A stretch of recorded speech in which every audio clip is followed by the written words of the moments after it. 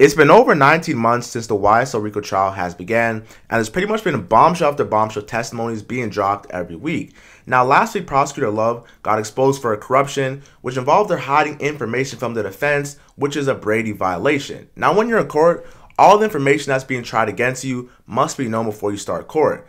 And that's why there's all these discovery violations, and basically the state always, or should I say the defense, always aiming to get a mistrial, because the state is always bringing in new information that they never gave in the first place. Now, YSL Woody was the top troll in YSL, and someone who was very close to Young Thug at one point, even got name dropped in certain songs, pretty much started snitching on Young Thug about a year ago or so. And that's when the viral interrogation video leak dropped, and we all saw what happened, and it went viral, right? He checked his own pulse, he told on Thug, and YSL Woody's living his best life. Now, what YSL Woody did recently was he fired his lawyer, but what's interesting about his lawyer is that the same lawyer that he filed was involved in an ex parte secret meeting with the prosecutors, the state, the judge, and the witnesses.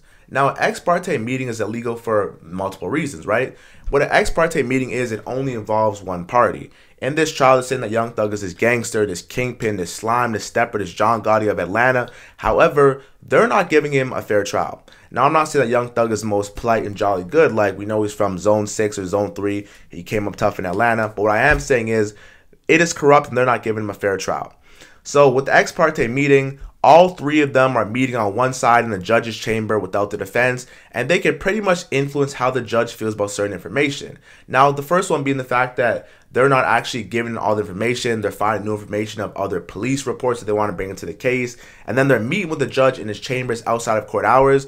They're pretty much making it very biased and changing how the Judge Glanville at the time was thinking and influencing how he was moving in the court. Because you could hear information about Young Thug being involved in a drive-by over here, however, wasn't involved in a court proceeding, but since you know it, you can't forget it. So if you hear about Young Thug saying the song, "I shot at his mommy, now no longer mention me," with the wife and Lucci beef, you can't pretty much act like you don't remember because you know that it happened. Now, what Caleb Bumpus will say was very interesting. Caleb Bumpus, a criminal and personal injury lawyer in the state of Georgia, will speak on the June 10th meeting and how that some very strict criteria almost led towards the prosecution's favor. She would speak on how Simone Hilton, who was another prosecutor, a part of Judge Adrian Love's team, would almost say that Woody, YSL Woody known as Kenneth Copeland, can pretty much testify about anything that he wants to except one thing. He could admit to being a driver, he could admit to selling drugs, he could even admit to being a gang member for all he cares. But the one thing that he couldn't admit to was this one heinous action, which was the murder of Donovan Thomas. Now, the reason why he couldn't admit to it, of course, is because the whole case is about Young Thug's connection to the murder. You know, Young Thug doesn't really have any real ties other than having guns and ecstasies and drugs. The biggest thing is him renting a car, right? And YSL Woody, what she said to him was that YSL Woody could not testify and that she could not say that he was involved, or at least he did the murder. Pretty much she wanted him to testify. She didn't know what he was going to say. But there was one thing that they know that he didn't do that she would not allow him to testify to. Okay. What did Miss Hilton tell Mr. Copeland was the one thing he knew, she knew? All right, let's not assume any of this because this is your witness, so don't lead her, okay? Okay. So when you say that, what did Miss Hilton specifically say regarding that?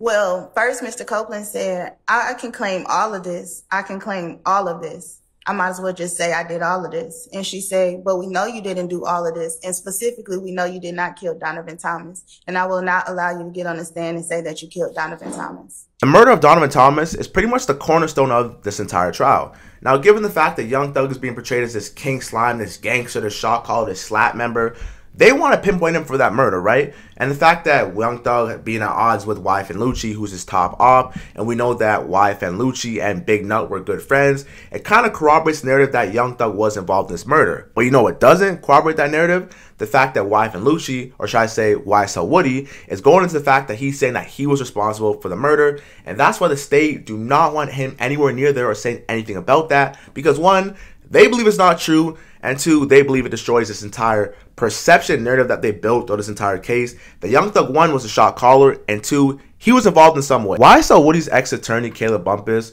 were bringing to our attention something that was very concerning about how YSL Woody was pretty much being coerced into giving a testimony that fit the prosecution's narrative. Now, Simone Hilton was the prosecutor's second lead attorney outside of Mrs. Love, would pretty much tell Woody that if she were to give a testimony that was a minor lie, she pretty much wouldn't care about that. And here's what I mean.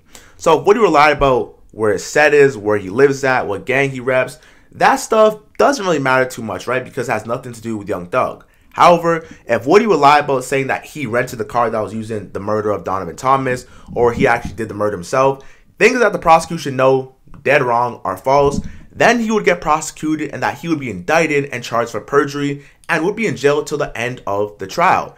The prosecution pretty much picking and choosing, but that's what they get because they have the power. It's the prosecution's job to prove beyond a reasonable doubt that this defendant is guilty and they can offer him immunity. Now, they already tried offering YSL Woody immunity before, but he rejected it and he pleaded the fifth.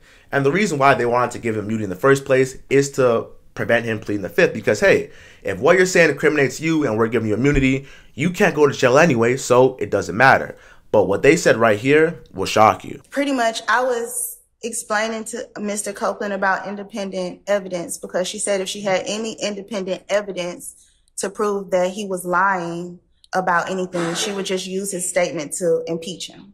But she would not necessarily press charges against him for perjury. But she said that if he said this thing, this one particular thing, which was the unaliving of Donovan Thomas, that she may move forward with perjury. And Mr. Copeland says, well, it's not just about me knowing who killed him, but it's about, I know more about that infinity and I know something about somebody who's not even on trial. For those of you that don't understand how serious this is, imagine being a suspect in a case that involves criminal murder and the person who's presiding over the case, which is the judge, and the people who are trying to get you indicted with the prosecution are meeting outside of the trial without the defense attorneys, the person who's supposed to protect you, knowing.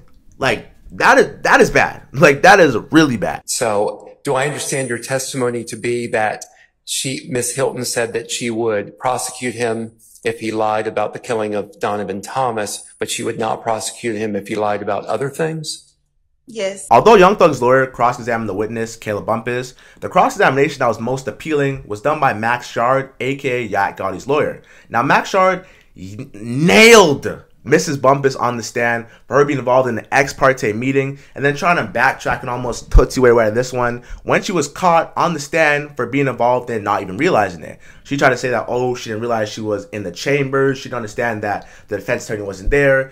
Almost just acting oblivious like you're a lawyer, right? Like, it's like you saying, oh, well, I saw a lawyer was there. I saw a judge was there.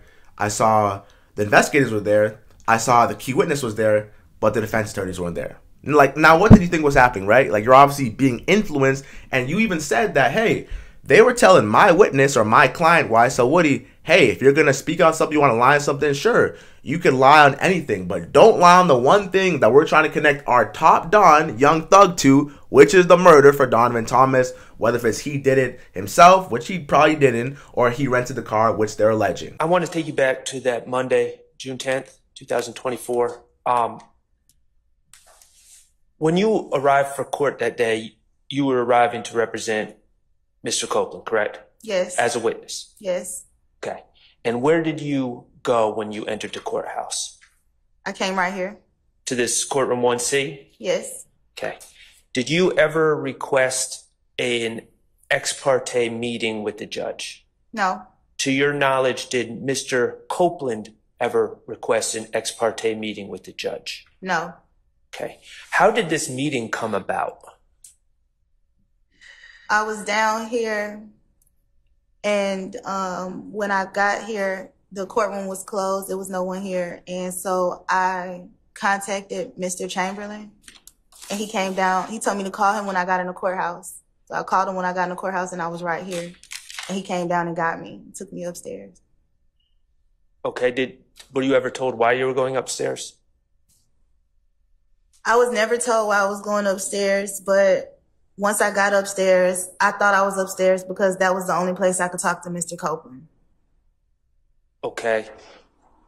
At what point did you realize that you were being made part of an ex parte meeting? When Brian got up there and said it. When what? I'm sorry. Brian. Who's Brian? Attorney Steele. Okay. Got up, and that was the first time I really realized that anything had happened, because I had been sitting there and I did not realize what was happening. Okay. Where are you? I thought you had just been brought upstairs to Judge Glanville's chambers. But it was never a time where they said, oh, we're about to meet. They literally just start talking. So Mr. Steele's there? No. The first time I realized what had happened was when Mr. Steele made his motion in court. Okay. So you were in chambers with Judge Glanville and Miss Hilton. And Miss Love, correct? What I'm saying is... you answer the question that I am asking you. You were in chambers with Miss Hilton and the judge. Sorry. There are two different parts to this ex parte. You were in chambers with Miss Love and the judge and a court reporter, and y'all had conversations, correct? Yes. Okay. And you were aware prior to that morning that this case was being tried, correct? Yes. Okay. And you were aware that Miss Love was a member of the prosecution team, right? Yes. And that Judge Glanville was the presiding judge at the time? Yes. And that there were defense attorneys on the other side of the case, right? Yes. Okay. And so when you went into the meeting, you could see that there were no defense attorneys present, right?